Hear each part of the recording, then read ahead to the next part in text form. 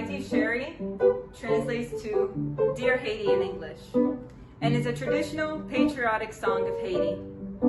It was originally written as a poem by Othello Bayard and was called Souvenir de Haiti, or Memory of Haiti.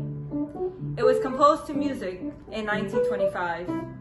It is widely considered Haiti's second national anthem and one of Haiti's most famous merengues. We are violinists from the LP Music Studio, led by Archange Michel. We will be playing our interpretation of Iti Sherry. My name is Bianca. I'm Gael.